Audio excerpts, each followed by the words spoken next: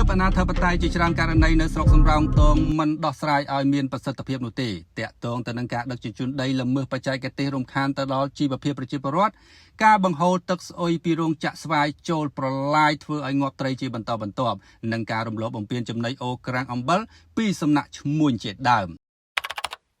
សេចក្តីរាយការណ៍បានឲ្យដឹងថាក្រុមឈ្មួញបានដឹកជញ្ជូនដីពីឃុំរកាកោះស្រុកគងពិសីទៅចាក់បំពេញនៅឯភូមិកំណប់ឃុំរលាំងគ្រឿលស្រុកសំរោងទងខេត្តកំពង់ស្ពឺលើផ្ទៃដីប្រមាណជាជិត5ហិកតា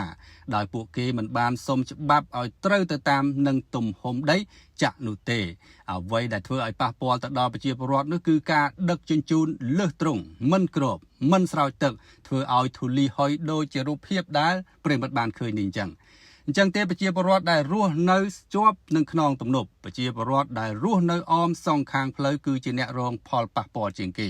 ទៅលើជីវភាពនៃការរស់នៅការរកទទួលទានពិសេសនោះគឺសុខភាពផ្លូវដង្ហើមនេះឯងតើហេតុអ្វីបានជាមន្ត្រីជំនាញនិងអាជ្ញាធរហាក់ពុំមានចំណាត់ការឲ្យមានប្រសិទ្ធភាពទៅលើករណីនេះលោកសុកលីដែលជាអ្នកម៉ៅការចាក់បំពេញដីវាន់ប៉ុស្តិ៍មិនអាចសុំការបញ្ជាក់បានទេដោយផ្ញើសារសំណួរទៅកាន់ Telegram របស់លោកហើយលោកពុំមានការឆ្លើយតបចំណែកលោកមុតផុនអភិបាលស្រុកសំរោងទងក៏ពុំមានការបញ្ជាក់ផងដែរបន្ទាប់ពីទទួលសារសំណួរពីក្រុមការងារវាន់ប៉ុស្តិ៍គ្រាន់តែលោកប្រតិកម្មដោយសារតែក្រុមការងារយើងនឹងតែសេឈ្មោះលោកខុសបាទលោកថាអ្នកផ្សារព័ត៌មានមកពីខាងណាខាងណីទៅសេឈ្មោះលោកខុសរហូតចេះតែមកសួរបាទហើយយើងក៏បានអធិស្ឋានគាត់កែឈ្មោះគាត់រួចហើយចំណែកលោកប្រធានមន្ទីររាយខេត្តកំពង់ស្ពឺគឺលោកប៊ីងជីវតង់លោកថានឹងចាត់មន្ត្រីឲ្យចុះពិនិត្យប៉ុន្តែរយៈពេល2ថ្ងៃហើយរហូតមកដល់វេលាចេញផ្សាយនេះយើងខ្ញុំមិនទាន់បានទទួលរបាយការណ៍អំពីចំណាត់ការលោកនៅឡើយទេឥឡូវនេះចូលដល់ករណីរោងចក្រស្វាយដែលបង្ហូរទឹកស្អុយពណ៌ខ្មៅនេះធ្វើឲ្យត្រីងាប់ជាបន្តបន្ទាប់ហើយមិនមែនទើបតែកើតឡើងនៅពេលនេះទេកើតឡើងនឹងជាច្រើនខែច្រើនឆ្នាំមកហើយបន្តរហូតមកដល់បច្ចុប្បន្នហ្នឹងកន្លងទៅក្រុមការងារវាន់ប៉ុស្តិ៍បានធ្វើការផ្សព្វផ្សាយម្ដងហើយបាទបន្ទាប់ពីធ្វើបទសម្ភាសន៍ជាមួយនឹងអ្នកពាក់ព័ន្ធបាទសាកសួរទៅលោកអភិបាលស្រុកទៅលោកមុតផុនថានឹងឲ្យជំនាញចុះទៅពិនិត្យចំណែកលោកប្រធានមន្ត្រីបរិស្ថានខេត្តកំពង់ស្ពឺនោះផ្ញើសារសំណួរទៅលោកហើយឃើញចូលមើលហើយមិនឆ្លើយតបទេហើយឥឡូវហ្នឹងរឿងហ្នឹងគឺនៅតែបន្តក្រុមហ៊ុននៅតែបង្ហូរទឹកស្អុយចូលបន្លាយប្រជាពលរដ្ឋរាយការណ៍មកយើងកាលពីម្សិលមិញ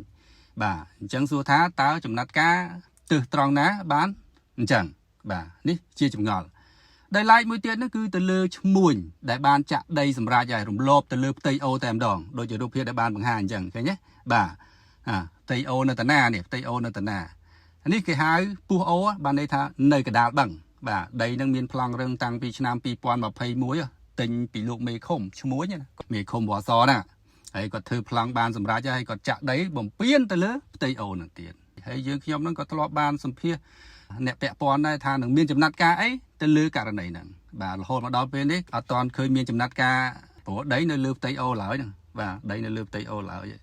អញ្ចឹងបានកើតឆ្ងល់ក្រុមការងារយើងរំលេចនៅ3ករណីនេះថាហេតុអ្វីបានជាមិនមានចំណាត់ការហ្នឹងឲ្យមានប្រសិទ្ធភាពបាទនៅតែបន្តធ្វើឲ្យប៉ះពាល់ទៅដល់ផលប្រយោជន៍ប្រជាពលរដ្ឋចឹងទៅបាទយើងខ្ញុំនឹងអាប់ដេតបន្តទៀតប្រសិនបើមានការបញ្ជាក់ពីអ្នកដែលពាក់ព័ន្ធអរគុណ